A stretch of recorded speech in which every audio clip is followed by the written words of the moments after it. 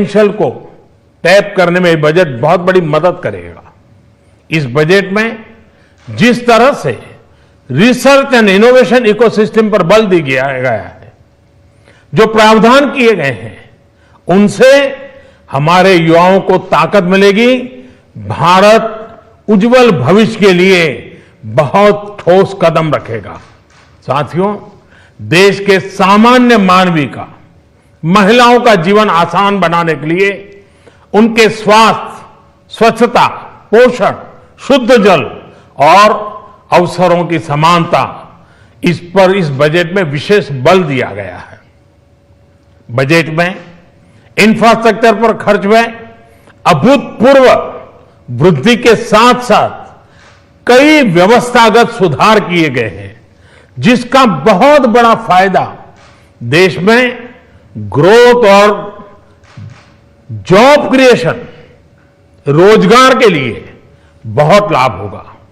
देश में agriculture sector को मजबूती देने के लिए, किसानों की आय बढ़ाने के लिए इस बजट में बहुत जोर दिया गया है। कई प्रावधान किए गए हैं। एग्रीकल्चर सेक्टर में किसानों को और आसानी से और ज्यादा ऋण मिल सकेगा। देश की मंडियों को यानी एपीएमसी को और मजबूत करने के लिए, सशक्त करने के लिए एग्रीकल्चर इंफ्रास्ट्रक्चर फंड से मदद का प्रावधान किया गया है। ये सब निर्णय ये दिखाते हैं कि इस बजट के दिल में गांव है, हमारे किसान है। एमएसएमई सेक्टर को गति देने के लिए, रोजगार के अवसर बढ़ाने के लिए इस बार एमएसएमई सेक्टर का बजट भी पिछले साल की तुलना में 2 गुना से ज्यादा कर दिया गया है। साथियों, ये बजट आत्मनिर्भरता के उस रास्ते को लेकर आगे बढ़ा है जिसमें देश के हर नागरिक की प्रगति शामिल है। ये बजट इस दशक की शुरुआत की एक मजबूत नींव रखने वाला बजट है। सभी देशवासियों को आत्मनिर्भर भारत के इस महत्वपूर्ण बजट के लिए मैं बहुत बहुत शुभकामनाएं देता हूं। फिर से एक बार वित्त मंत्री जी और उनकी टीम को बहुत बहुत अभिनंदन करता हूं, धन्यवाद करता हूं।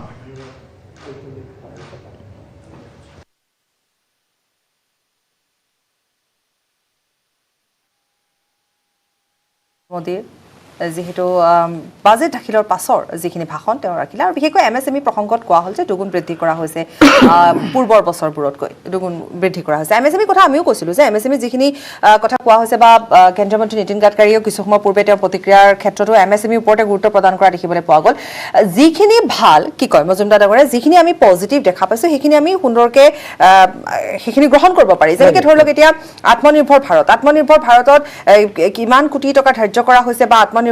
ভাৰতৰ যিটো প্ৰসংগ তাত অধিক গুৰুত্ব প্ৰদান কৰা হৈছে, কৃষি ক্ষেত্ৰত অধিক গুৰুত্ব প্ৰদান কৰা হৈছে, সেইকেইটা ভাল দিশ। আনহাতে আমি যদি চাওঁ যে ঘাইপথ নিৰ্মাণৰ কথা আমি ইতিমধ্যে কৈছোৱে যে অসমৰ বাবে 19,000 কোটি টকা ধাৰ্য কৰা হৈছে, গতিকে ঘাইপথ নিৰ্মাণৰো ঠিকে আছে। কিন্তু অন্যান্য যিখিনি দিশ আমি ইতিমধ্যে কৈছোঁ যে ক'ত আচলতে আমাৰো কিছুমান আশা আছিল, য'ত আমি সেইখিনি কথা ইতিমধ্যে পাতিছোঁ। কিন্তু বৰ্তমান আমি সেই প্ৰসংগলৈ যাওঁ যিটো বিৰতিৰ পূৰ্বে আমি কৈছিলোঁ যে 2022ত মুকলি কৰিব LIC IPO, তাৰোপৰি যিহেতু আমি FDI কথা পাতিছিলোঁ 74% বৃদ্ধি, তাৰোপৰি আমি বেংকিং ছেক্টৰৰ কথা আলোচনা কৰিছিলোঁ, যদিও নিহাৰ ৰঞ্জন কলিতা ডাঙৰীয়া কোৱাৰ দৰে টকা আমাক লাগিবই। গতিকে আমি সেই প্ৰসংগলৈও যাম। আমি দুয়োগৰাকীকে আপোনাক এই কথাখিনিৰ ওপৰত আমি বিস্তৃতভাৱে আলোচনা কৰিম। মই প্ৰথমতে আপোনাৰ ওচৰলৈ যাম। চাওক, এতিয়া IPO বিলাক ধৰণৰ এতিয়া IPO মাৰ্কেটখন বহুত ভাল একচুৱেলি। আপুনি যিকোনো ধৰণৰ IPO আহি আছে, IPO ভাল চলি আছে আৰু LIC IPO পৰা গভৰ্ণমেণ্ট ডাইভেষ্টমেণ্ট প্লান গভৰ্ণমেণ্টে সেই ধৰণে কানেকশ্যন কৰিব পাৰে। কিন্তু বাকী যোনটো তেওঁলোকে ক'লে যে বেংকিং ছেক্টৰৰ IPO কথা কৈ আছে, দুটা PSU বেংক ডাইভেষ্টমেণ্ট, তাত কিন্তু অলপ প্ৰব্লেম হ'ব পাৰে। কিন্তু বেংকিং ছেক্টৰত অলৰেডি মানে আপোনাৰ কালেকশ্যন ইমান নহ'ব। ডিছইনভেষ্টমেণ্ট 1.75 লাখৰ যোনটো কৈছে, প্ৰবেবলি LICৰ পৰা ভালেখিনি পইচা আহিব, LICৰ পৰা ভালেখিনি পইচা তেওঁলোকৰ আহিব পাৰে।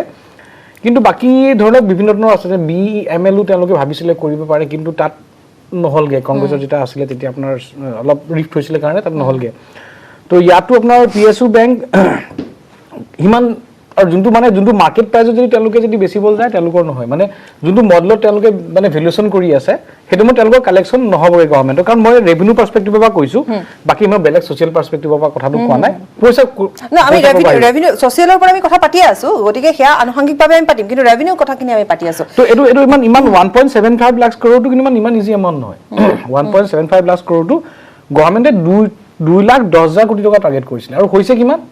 এটা আমি কৰোণাৰ কাৰণে নহয় কৰোণাৰ কাৰণেতো বাৰু যদি কয় আজি ফাইনেন্সিয়েল মাৰ্কেটত যোনটো কয় আল্টিমেটলি কি হয় শ্বেয়াৰ চেল কৰিব ফাইনেন্সিয়েল মাৰ্কেট হিষ্টৰিক হাই চলি আছে নিফটি ইণ্ডেক্স এতিয়া 14,100 700 গৈছে অলমোষ্ট 7,000 পৰা 14,000 মানে অলমোষ্ট 100% জাম্প মাৰিছে এনেকুৱা সময়তো কিন্তু গভৰ্ণমেণ্টৰ যোনবিলাক PSU তেওঁলোকে ভাল কালেকশ্যন যে আহিব পাৰে সেনেকুৱা লগা নাছিলে 1.75 লাখ মোৰ মতে এটা বহুত ডাঙৰ এম্বিচিয়াছ ইমান এচিভ হ'ব যেন লগা নাই কিন্তু হয় আপোনাৰ GST কালেকশ্যন বাকি সোৰ্স অফ যোনটো হয় আপোনাৰ এক্সাইজ ডিউটি কাৰণ এক্সাইজ ডিউটি এবাৰ চাগে বহুত বেছি হ'ব 2 সামথিং লাখ কৰোৰ যোনটো এক্সাইজৰ পৰা এক্সপেক্টেড আছিলে মেবি 2.5 তাতকৈ বেছি পাব এবাৰ কাৰণ অলৰেডি গভৰ্ণমেণ্টে টেক্সখিনি বঢ়াই দিলে আৰু যেতিয়া নিহাৰ ডাঙৰীয়াই কৈছিলে ক্ৰুড অইল প্ৰাইচ আপোনাৰ এৰাউণ্ড $30-32 পাইছিলেগে ইভেন ৱেষ্ট টেক্সাছ ইণ্টাৰমিডিয়েট যোনটো ক্ৰুড অইল আমেৰিকাৰ নিগেটিভ সেটেলমেণ্ট হৈ গৈছিলে প্ৰাইচ মানে ইমান অভাৰ ছাপ্লাই হৈ গৈছিলে তথাপি আমাৰ গভৰ্ণমেণ্টে কি হৈছে এই ক্ষেত্ৰত অলপ বেনিফিট পালে সেন্ট্ৰেলো হওক বা ষ্টেটতো বহুতখিনি লাভ হৈছে দেই ভেটৰ ক্ষেত্ৰত আমাৰ অসমতো ভালেখিনি লাভ হৈছে পেট্ৰলৰ কাৰণে কাৰণ 22 টকা 17 টকা পাৰ লিটাৰ পোৱা হৈছে গুড এমাউণ্ট অফ মানি তো এই ক্ষেত্ৰত ৰেভিনিউ পাৰ্সপেক্টিভৰ পৰা কিন্তু ডিসইনভেষ্টমেন্টটো বহুত ডাঙৰ টাৰ্গেট 1.75 লাখ কৰোৰ পোৱাটো ইমান ফিজিবল নহয় কাৰণ এটা অলৰেডি মই কয় পাঞ্জাব নেশ্যনেল বেংক বা যিকোনো ধৰণৰ পাব্লিক সেক্টৰ বেংক উঠাই চাই তেওঁলোকৰ যোনটো দাম চলি আছে মাৰ্কেটত যোনটো বিচাৰে সেইটো অলমোষ্ট 70-80% লোৱাৰ যোনটো অলমোষ্ট যে হিষ্টৰিকেল হাই তো সেইটো মই বৰ্তমান তেওঁলোকৰ ভেলুৱেশ্যন মডেলটো চেঞ্জ কৰিব লাগিব ষ্ট্ৰাকচাৰালি তেতিয়া চাগে কিবা এটা কালেকশ্যন হ'ব কিন্তু মই ইমান অপটিমিষ্টিক নহওঁ যে পটকে কিবা এটা ডাইৰেক্ট হ'ব হা বেড বেংক যোনটো ক্ৰিয়েট কৰিছে তাৰ কাৰণে আকৌ সেন্টিমেন্টাল ইম্প্ৰুভমেণ্ট এটা হ'ব বেড বেংক মানে কি এটা বেড বেংক ক্ৰিয়েট কৰিব তাত আপোনাৰ যোনখিনি ষ্ট্ৰেছ এছেট হয় NPA যোনখিনি ডাঙৰ ষ্ট্ৰেছ এছেট হয় সেইটো কাৰণে বেংকিং ষ্ট্ৰাগল কৰি আছিলে এইটোৱে চাগে অলপ মই কাৰণে 3 মাহ 4 মাহ লাহে এটা সেন্টিমেন্টাল ইম্প্ৰুভমেন্ট হ'ব আচ্ছা নিহাৰঞ্জন কলিতা ডাঙৰীয়া আপুনি আহিব পাৰে মই পিছে আৰু কম যে আমি আলোচনা অব্যাহত ৰাখিম গতিকে তেখেতৰ যেনে ধৰণে আপোনালোকে কৰিব পাৰে কৰি ল'ব পাৰে টেকনিক্যালি আপুনি কৈ যাওক সো বৰ্তমান যোনটো কয় ডিসইনভেষ্টমেন্ট যোনটো টাৰ্গেট হয় এচিভ নহলে আৰু মোৰ মতেও চাগে হিমান আগৰ পৰাই হয় একচুয়ালি ডিসইনভেষ্টমেন্ট টাৰ্গেট আপোনাৰ কেতিয়াও নহয়গে তাৰ ক্ষেত্ৰত অবভিয়াছলি আমি বিভিন্ন ধৰণৰ প্ৰটেষ্ট কৰি থাকোঁ মই প্ৰটেষ্টৰ ফালৰ পৰা কোৱা নাই দেই সেই ক্ষেত্ৰত এটা বেলেগ ছ'চিয়েল পইণ্ট বেলেগ আৰু ৰেভিনিউ পইণ্টৰ পৰা তো ৰেভিনিউ পইণ্ট আজি ধৰি লওক আজি 18 লাখ কোটি টকা লাষ্ট ইয়াৰ মানে এই ফাইনেন্সিয়েল ইয়াৰত 18 লাখ কোটি টকাৰ হৈছে মানে আপোনাৰ বৰিং কৰিব লগা হৈছে ঠিক আছে এবাৰ সবে এক্সট্ৰা অৰ্ডিনাৰী সিচুৱেশ্যন বৰিং কৰিছে 15 লাখ আপোনাৰ নেক্সট ইয়াৰত হ'বগে যোনটো ফিনান্সিয়েল ইয়াৰ আৰু আপোনাৰ GDP গ্ৰ' কৰিবা কিমান 11% মানে আৰু এটা কথা কওঁ GDP ফিগাৰটো কেলে ইম্পৰ্টেণ্ট হয় 15 লাখ কোটি 15 lakh crore 15 lakh crore 15 trillion 15 lakh crore যোনটো হয় আমাৰ GDP হয় অলমোষ্ট 198 লাখ crore না 195 লাখ crore তাৰ আপোনাৰ বৰঙে 15 লাখ গভৰ্ণমেণ্টৰ ডিসইনভেষ্টমেন্ট প্ল্যান কেতিয়া অৰুণচৰী যাৱাৰ পিছত কেতিয়া ট্ৰেকত পৰা নাই আপোনাৰ এক্সাম্পলটি এয়াৰ ইণ্ডিয়াক লৈ লওক আপুনি 3 বছৰ ধৰি চলি আছে এৰাউণ্ড মাৰ্কেট কণ্ডিশ্যন আছে এৰাউণ্ড তাৰ ওপৰতে কিন্তু এজন বায়াৰ পোৱা নাই which is feasible এই মই এটা কথা কওঁ এই যে এতিয়া ব্যাংকেৰ যে ডিসইনভেষ্টমেন্ট প্ৰসেসটো আহিছে অলপমান এটা কন্ট্ৰাডিক্টৰি মেসেজ আছে কিন্তু ইয়াত আপোনাৰ 3-4 বছৰ আগত আমাৰ লেট অৰুণ জেটলি যেতিয়া ফাইনেন্স মিনিষ্টাৰ আছিল হি এনাউন্সড এ প্ল্যান এই যে এই ব্যাংক বিলাকৰ ব্যাড ডেটস যিবিলাক আছিল to clear off that bad debt আপোনাৰ 70,000 crore এটা ব্যাংক ৰিকেপিটেলাইজেশন ফান্ড এনাউন্স কৰিছিল which means that এই ফান্ড বিলাক ইউজ কৰা হ'ব টু ৰাইট অফ NPAs ব্যাংকৰ কিন্তু এই প্ৰসেসটো হাউ ফাৰ ইট হাজ প্ৰগ্ৰেছ এটাৰ কিন্তু কোনো স্ট্যাটাস ৰিপোৰ্ট মই পোৱা নাই বা দেখা নাই কোন এতিয়া মানে গভৰ্নমেন্ট ইজ ওয়াৰ্কিং আদাৰ ওয়ে মানে দে আৰ ইফ দে দুটা ব্যাংকৰ নাম লোৱা নাই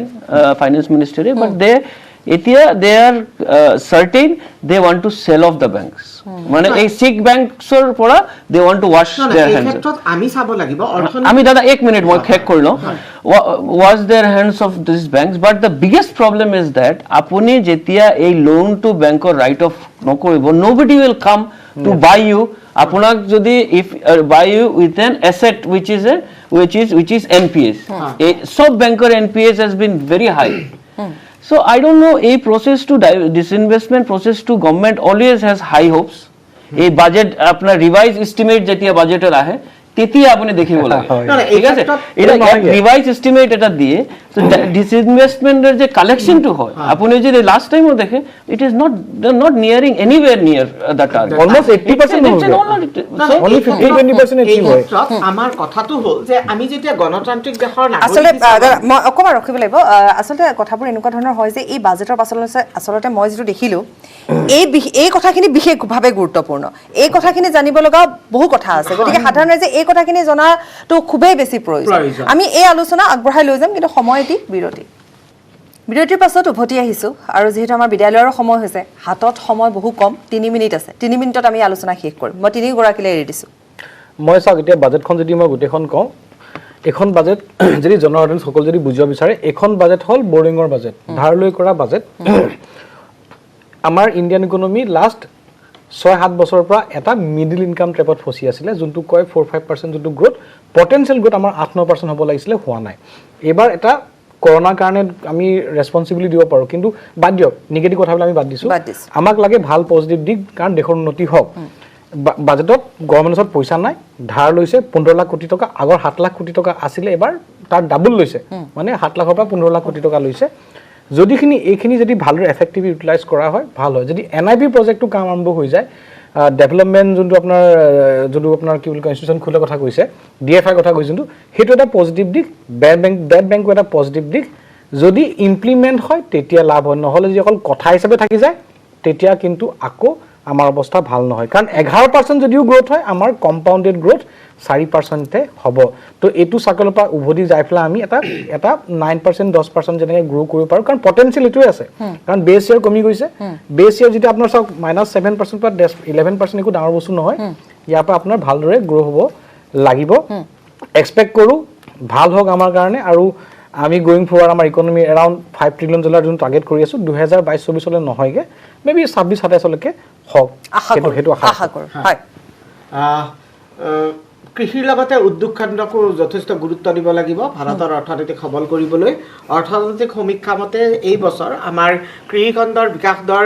ঋণাত্মক 3.4% আজি চৰকাৰে কেপিটেল গেইনছৰ টেক্সকে ধৰি পেলাই বহুত কেইটা টেক্সক নতুনকৈ ৰিকেলিব্ৰেশ্যন কৰিছে নতুনকৈ ভাবিবলৈ লৈছে আবকাৰী শুল্কৰ বহু কেইটা প্ৰায় 80টা সামগ্ৰীৰ আবকাৰী শুল্কৰ পৰিৱৰ্তন ঘটাইছে আমি আশা ৰাখিছোঁ যে উদ্যোগ খণ্ড কৃষি বিশেষকৈ এমএসএমই যি টকা দিয়াৰ কথা হৈছে আত্মনিৰ্ভৰশীল ভাৰতৰ প্ৰায় 27 লাখ কোটি টকা বিনিয়োগ কৰাৰ কথা কৰা হৈছে এইখিনিয়ে অলপ আগতে আমাৰ মজুমদাৰ ডাঙৰীয়াই কোৱাৰ নিচিনাকৈ যে বজাৰত কিছু সচ্ছলতা আনিব উজ্জীৱিত কৰিব আৰু ইয়ে সামগ্ৰিক চাহিদা বৃদ্ধিৰ দ্বাৰা ৰাইজৰ আয় নিবনুৱা সমস্যাৰ কিছু সকাহ দিব বুলি আমি আশাবাদী লগতে এইখিনিও কওঁ যে অসম চৰকাৰে এই ক্ষেত্ৰত আৰু অধিক গুৰুত্ব দি এই আঁচনি কেন্দ্ৰীয় আঁচনিসমূহৰ পৰা যাতে নিজৰ ফলপ্ৰসূ হ'ব গুৰুত্ব দিয়ে কাৰণ ভাৰত সফল হোৱাৰ লগে লগে আমাৰ অসমৰ কথাও আহিব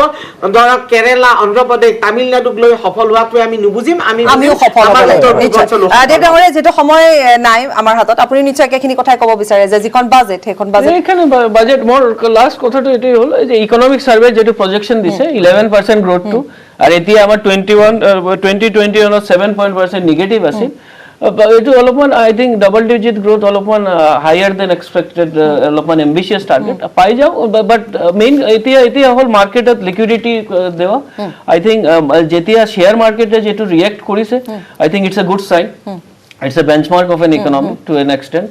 So overall budget surprising একো নাই ধন্যবাদ জনাইছো তিনিওগৰাকীকে ধন্যবাদ জনাইছো আৰু যেহেতু বাজেটত সাৰপ্ৰাইজিং একো নাই কিন্তু যিখিনি কথা আজি ঘোষণা কৰা হ'ল বাজেটত সাধাৰণ বাজেটত আমি আশা প্ৰকাশ কৰিম সেইখিনি ফলপ্ৰসূ হওক কাৰ্যকৰী হওক আৰু নিশ্চিতভাৱে যি অৰ্থ ব্যৱস্থা ইতিমধ্যে বিধ্বস্ত হৈ পৰিছিল পুনৰ উজ্জীৱিত হ'ব ধন্যবাদ জনাইছো